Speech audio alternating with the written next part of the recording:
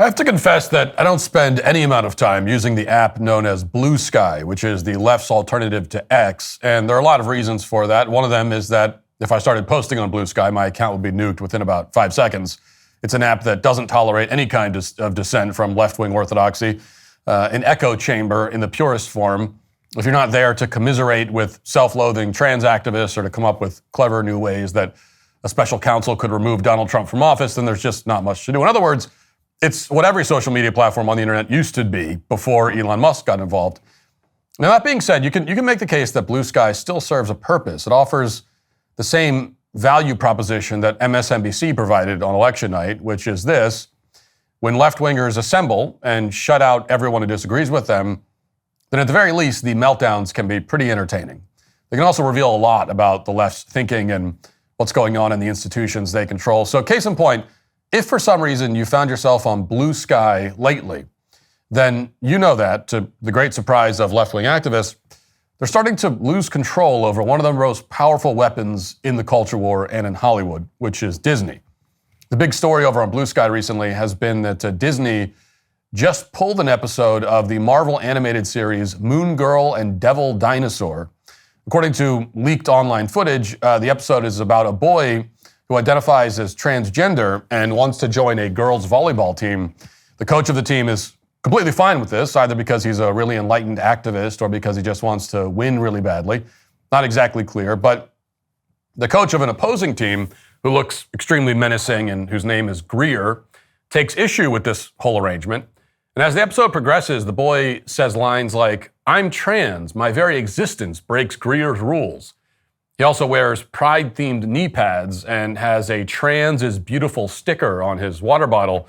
Now, other players, including one who identifies as non-binary, quote-unquote, call Greer narrow-minded. Ultimately, the evil coach uses some kind of magical curse to confine the boy and his teammates to the locker room and basically kidnaps them and puts their lives in danger in the process.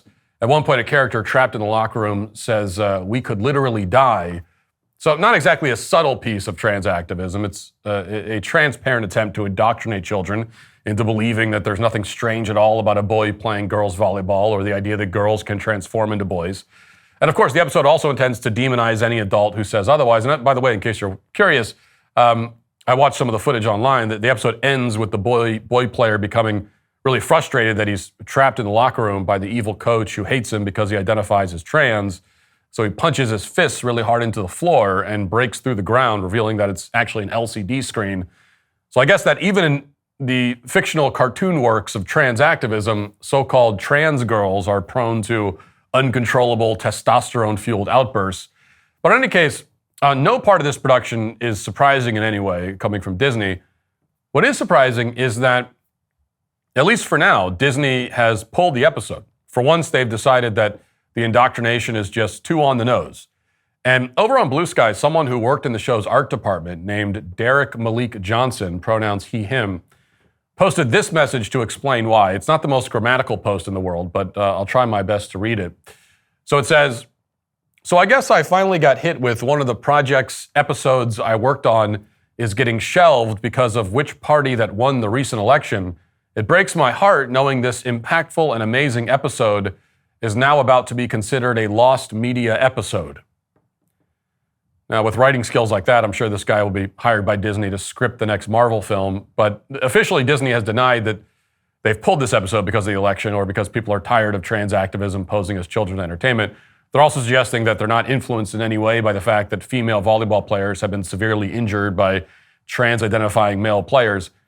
But more recently, in the context of yet another programming change, Disney has been more forthright about their motivations. So they've just eliminated a so-called trans storyline in a different show. This is an upcoming episode of their animated series Win or Lose, which is out early next year on Disney+. As the Hollywood Reporter put it yesterday, quote, "Pixar's original animated series Win or Lose will no longer include a transgender storyline in a later episode. The series follows a co-ed middle school softball team named the Pickles. In the week leading up to their championship game, each of the 8 episodes center on the off-the-field life of a character and their point of view, whether it be a player, a parent, a coach, or an umpire." Now, here's the statement that Disney provided the Hollywood Reporter to explain the change. And again, they're much more honest in this case about why they made the change. shockingly honest, you might even say. Quote, when it comes to animated content for a younger audience, we recognize that many parents would prefer to discuss certain subjects with their children on their own terms and timeline. You think? Now, just a few months ago, a statement like that would have been unthinkable coming from Disney. They were promoting their bold decision to include non-binary characters with they-them pronouns in films like Elemental as recently as just last year. They had the same-sex kiss and Lightyear and so on. And now they're coming right out and saying that, in effect, it's inappropriate to use cartoons to indoctrinate children into trans ideology. Now, of course, that statement doesn't go nearly far enough, and this should not be a revelation for them, but it's a start, and it's another sign among many that we've seen in recent weeks that we're seeing a very rapid and profound change in American culture, particularly as it relates to trans activism. But all of that is not to say that we've won the battle for our culture, especially in Hollywood. We're a long way from that victory, in particular in Hollywood and the film industry. And the other day, we got a very clear reminder of that fact when my film, Am I Racist?, the top documentary film of this year by a mile, the top documentary film of the decade, was snubbed from Oscar contention in the nonfiction category. We didn't even make the shortlist of the top 15 films, which they eventually whittled down to the final 5 nominees. And so this is. They didn't announce the nominees yet. They announced their shortlist. They're essentially their top 15. These are the 15 films in the category that they're going to choose from to pick their nominee. And we didn't make the top 15 with the number one film in the genre by a wide margin.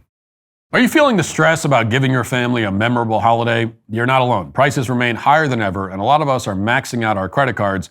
Now's the perfect time to take control of your finances and pay off that debt. If you're a homeowner, American Financing can help you unlock the equity in your home and start saving. Their customers save $800 a month on average. Just imagine what that could mean for your family. Plus, if you act now, you can even delay 2 mortgage payments, giving you extra cash for the season. Wouldn't it be nice to start off the new year without that debt and those monthly minimum payments? It costs nothing to find out how much you could save. The holidays will be here before you know it, so call one of their salary-based mortgage consultants today.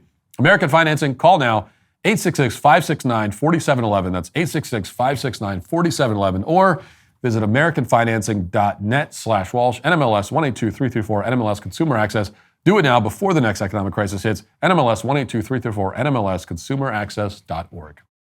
So as far as snubs go, objectively speaking, it's a pretty big one. Not a surprising one by any means. I'm not shocked by it, but it's still a big snub. As Deadline reports, quote, Am I Racist?, the controversial documentary that satirizes diversity, equity, and inclusion initiatives, failed to make the Oscar shortlist of nonfiction features today, despite earning more money at the box office than any other documentary this year, by far. It scooped up more than $12 million in the domestic box office, but that wasn't enough to sway the minds of Academy Documentary Branch members who determined the shortlist, as well as the eventual 5 Oscar nominees. Yes, the minds of the Academy Documentary Branch members have apparently decided that documentary audiences don't know anything about documentaries, because we might have an audience score on Rotten Tomatoes above 95%.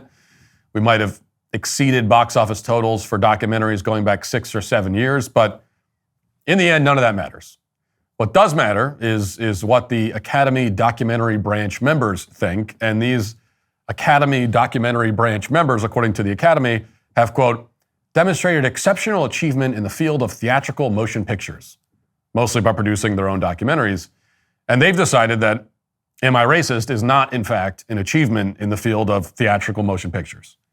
Now, some of these branch members have even produced films that have grossed more than $50,000 internationally. So, they're qualified to make these kinds of determinations.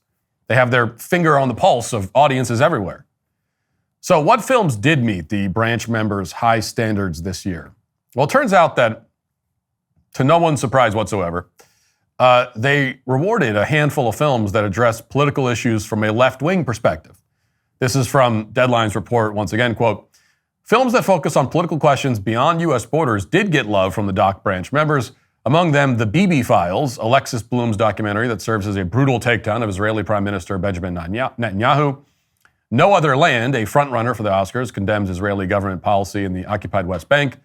Union, the documentary directed by Brett Story and Stephen Mang, follows the first successful campaign to unionize an Amazon warehouse operation, a facility located on New York's Staten Island.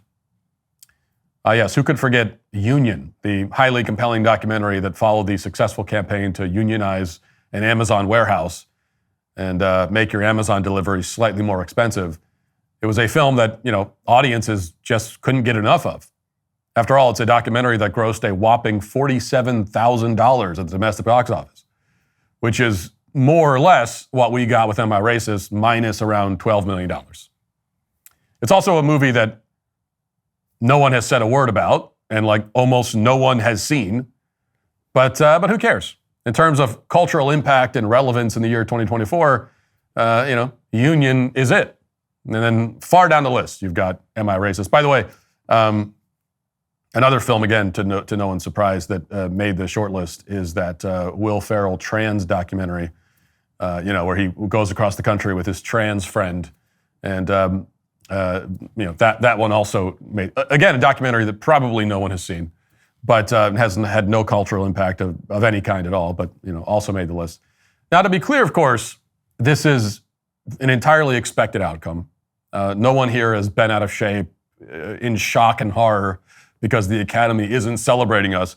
We didn't make the movie in order to seek validation from left-wing activists in Hollywood, and it's no surprise that we didn't get it. I mean, if we wanted to make a movie that would be accepted by Hollywood, we would not have made that movie of all movies.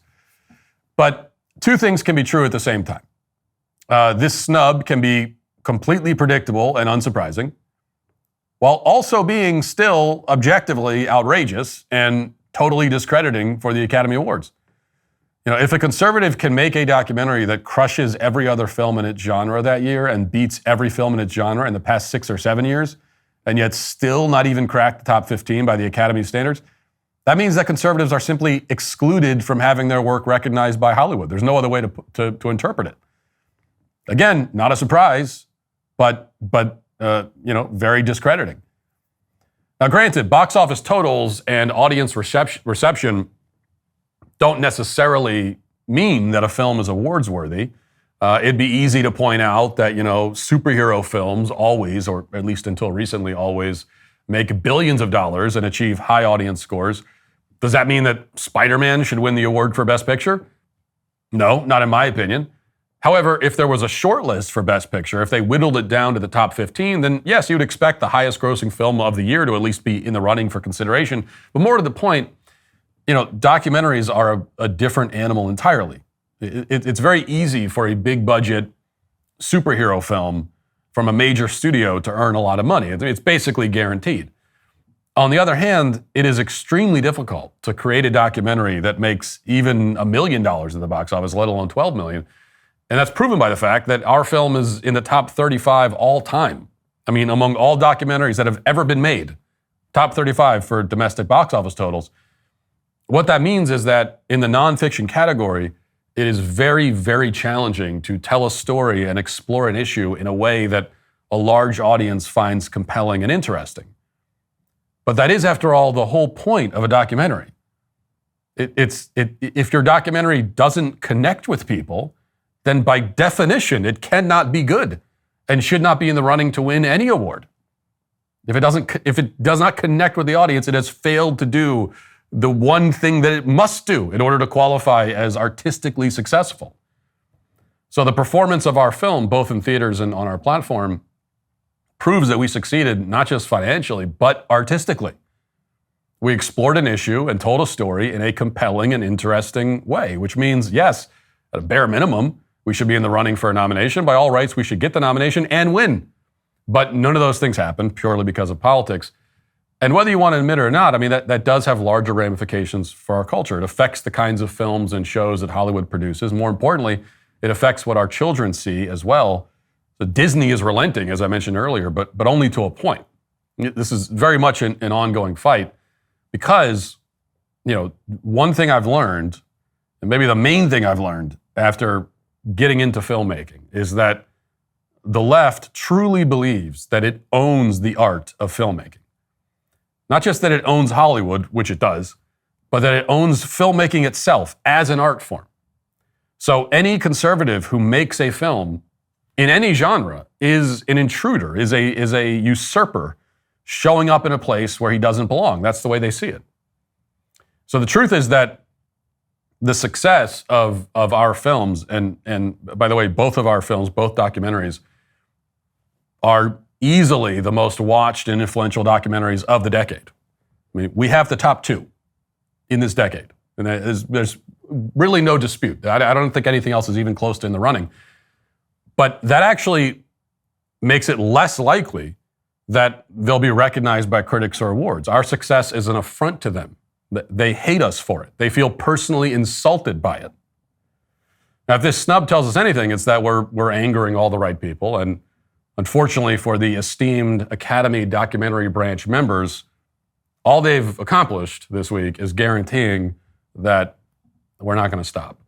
Thanks for checking out this video. If you'd like to listen to my full podcast on the go, you can check out The Matt Walsh Show on Apple Podcasts, Spotify, or wherever you get your podcasts.